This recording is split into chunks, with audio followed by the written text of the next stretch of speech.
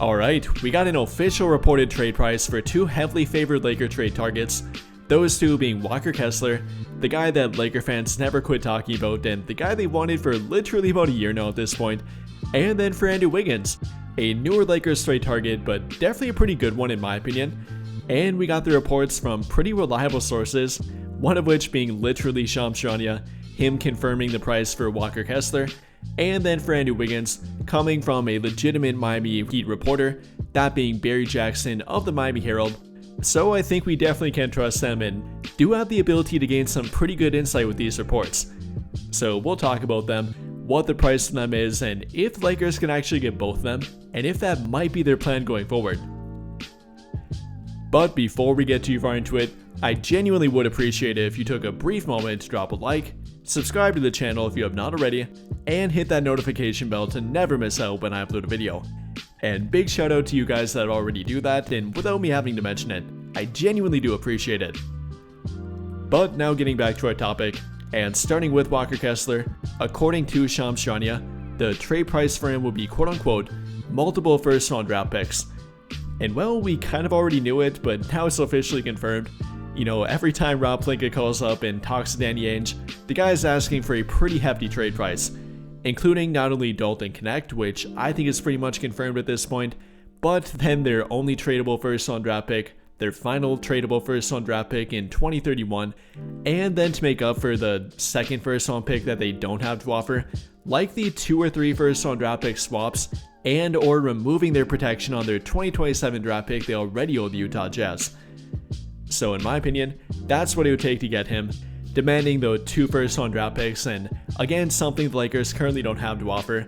On top of that, with Dalton Knecht, or maybe if they expand the trade package and then ask for a guy like Rui Hachimura, I'm not entirely sure, but he's definitely asking for a big trade package. And you know, like I always say when talking about Walker Kessler, we're talking about a very talented young center, a guy that's only about to turn 24 in about a month here, a guy that led the entire league in offensive rebounding last season, grabbing 12.2 of total rebounds per game and over 4.5 offensive rebounds per game, again leading the entire league in offensive rebounds per game, a guy that's a great rim protector, good shot blocker, good defender in general, and then on top of that is the lob threat, or could be the lob threat that the Lakers are looking for. But at the end of the day here, even with that in mind, is he worth that trade price? Literally the entirety of the Lakers trade asset pool, apart from their expiring contracts. Would he be worth it? That's up for debate here. But it's officially confirmed that's what it would take to get him. You're not going to get off light simply from him having a 1-year expiring contract. Keep in mind that if you would trade for him, then you do have to pay him thereafter. I mean, if you want to retain him beyond this season anyways, then you have to pay him. And with Daniel Gafford kind of setting the trade market, you know, the contract market for a center, him getting roughly $18 million per year under a 3-year contract going forward. I've talked about this, but I think Walker Kessler and his agent will point to that and say, hey, I'm younger than Daniel Gafford, on par with him, and maybe even better than him, so I definitely want more than what he got in that contract. Something like 25 to 30 million per season, on top of what it would take to get him through a trade. So again, definitely looking like it would take a massive trade package to get him, and then a pretty massive or close to a contract to then pay him and retain him thereafter. And with that in mind here, I unfortunately don't think it would be worth it. Again, I'd love to have him, and I think he'd be a pretty damn good fit for their team, both in the short term and the long term future, but I'm simply not sure it would be worth it unless Danny Ainge would miraculously drop his price or end up being bluffing about that price. But actually moving on to better news here and a better trade price for a Lakers trade target, that does happen to be about Wiggins. If you kept up with my content and followed the trade package that I thought it would take to get him, it actually might be less than that, which is obviously a good thing. The trade package that I've often brought up has included Rui Hachimura with Gabe Vincent and then maybe a future first round draft pick swap. I think that's what it would take to get him, or I thought that's what it would take to get him, but it actually might not take that much.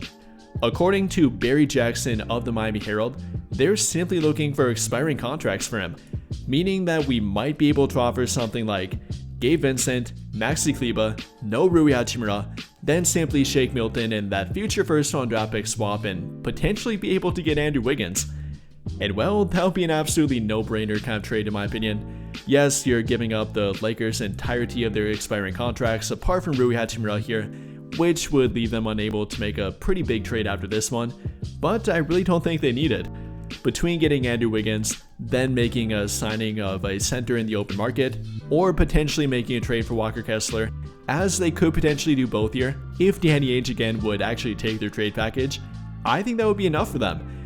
Getting Wiggins to this trade package, getting both him, retaining Rui Hachimura either to come off the bench or maybe trade him in a different trade apart from this one, I think that's a pretty good idea and I definitely would explore it. And yes, I am buying this report and the ideology of where it's coming from. Trading Andrew Wiggins for simply expiring contracts might not seem like a great idea, but if you realize where the Miami Heat currently are and the bad situation they're in, they kind of have to do it. They've now failed to get Kevin Durant, failed to get other big trade targets, and traded away Jimmy Butler, so they might be looking at a rebuild or definitely a soft reset this season. Simply don't have an objective way to improve their team and put a definitive guy around both Tyler Hero and Bam Adebayo that would take them up to contention. So what they're trying to do instead, and this is actually with that report as well, trying to free up cap space for the 2026 NBA offseason, where better and more free agents will be available and they might have a better opportunity to improve their team then, rather than simply trying to go all in right now for a signing or a trade that might not be worth it. So getting off the Andrew Wiggins contract, simply getting expiring contracts for him might be the best plan for them, and that's what they are thinking about doing here. Which, in my opinion, could be a great opportunity for the Lakers, getting Andrew Wiggins, inserting him into their starting lineup, and definitely improving the fit of their starting lineup, giving them that primary defensive option, a guy that can literally defend 1 through 4 and switch 1 through 4, can be a 3rd or 4th scoring option, coming off an 18 point per game season, is a good 3-point shooter, both a catch and shoot guy and even off the dribble as well, and simply a great 3-and-D plus player in general. I think Andrew Wiggins could do a lot for their team and definitely improve the fit of their starting lineup.